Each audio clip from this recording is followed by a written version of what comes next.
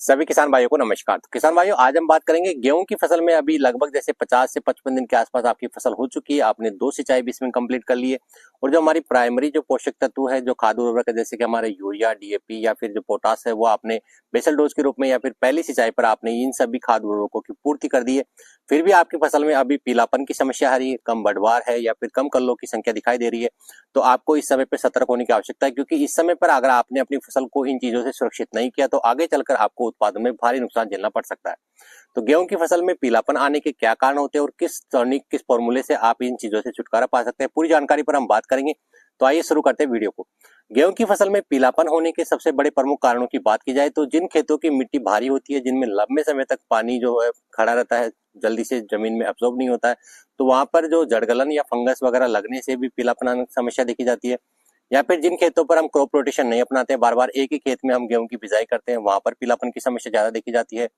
या फिर जो हमारे जो धान की फसल जिस खेत में हम बुआई करते हैं उसी खेत में हम गेहूं की फसल लगाते हैं, तो जिन खेतों पर लगातार सिंचाई होती रहती है, लंबे समय तक जो नमी बनी रहती है खेत में, उसकी वजह से जो व्हाइट रूट्स जो होती है, जड़ें होती है, वो निष्क्रिय हो जाती है ज्यादा नमी के कारण, तो उसकी वजह से भी फसल में पीलापन आ जाता है। या फिर हमारा जो फसल को कई बार स्ट्रेस आ जाता है, तनाव में हो जाते हैं, जैसे कि लंबे समय तक जब बादल बने रहते हैं, पाला पड़ जाता है, धूप नहीं निकलती काफी दिनों तक, उसकी वजह से फसल स्ट्रेस में आ जाती है। या फिर कई बार हम जो खरपतवार नाशी होते हैं, कई प्रकार के खरपतवार नाशी की फसल पर हम इस्तेमाल करते हैं, तो कई बार हमारी फसल को खरपतवार नियंत्रण के साथ साथ फसल में भी खरपतवार नाशी का दुष्परिणाम देखा जाता है, फसल को झटका लग जाता है, फसल स्ट्रेस में आने से पीली पड़ जाती है।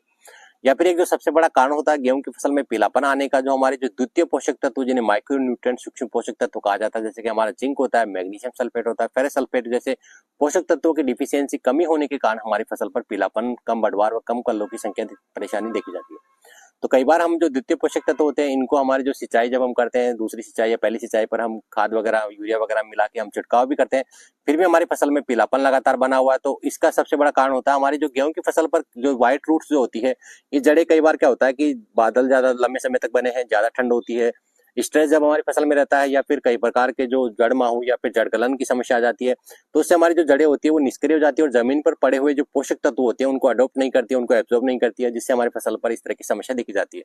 तो मैं आज आपको बताने वाला हूँ एक ऐसा टॉनिक फॉर्मूला जिसका आप इस्तेमाल करेंगे तो किसी भी प्रकार की जो पीलापन की समस्या हो, कम कल्लों की संख्या है, कम बढ़वार की परेशानी से आपको बिल्कुल छुटकारा मिल जाएगा।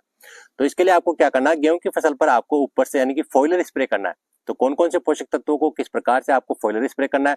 तो इसके लिए आपको क्या करना है, 1 से 1.5 किलोग्राम आपका जो दानेदार जो यूरिया है वो आपको लेना है। उसी के साथ में आपको 21% वाली जो जिंक है आधा किलोग्राम वो लेनी है, और आधा किलोग्राम में आपको मैग्नीशियम सल्फेट और 300 से 500 ग्राम का फेरस सल्फेट, इन सभी चारों चीजों को आपको कम से कम 120 से लेकर 150 लीटर पानी के अंदर अच्छे से घोल लेना है और स्प्रे पंप में डालकर आपको ऊपर से फसल के ऊपर स्प्रे करना है।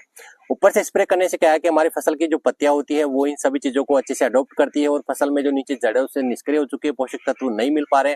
उन सभी से आपको छुटकारा मिलता है। और ये जो पोषक तत्व जब पत्तियों के माध्यम से फसल पर पहुंचते हैं तो 3 से 4 दिन में फसल में किसी प्रकार से पीलापन आ रहा हो या बढ़वार रुक गई हो या फिर कल्लों की संख्या कम निकल रही हो, इन सभी से आप छुटकारा पा सकते हैं। तो इस प्रकार की जानकारी को अधिक से अधिक किसान भाइयों तक शेयर करें ताकि उनकी फसल में भी आ रही किसी भी कारणों की जो पीलापन, बढ़वार या कम कल्लों की संख्या से वो परेशान है, तो उससे वो छुटकारा पा सकते हैं। साथ ही अन्य किसी भी प्रकार की फसल को लेकर आपको कोई समस्या है तो आप हमें कमेंट में संपर्क कर सकते हैं। फिर मिलते हैं एक नई जानकारी लेकर, जब तक के लिए हमारे सभी किसान मित्रों को नमस्कार।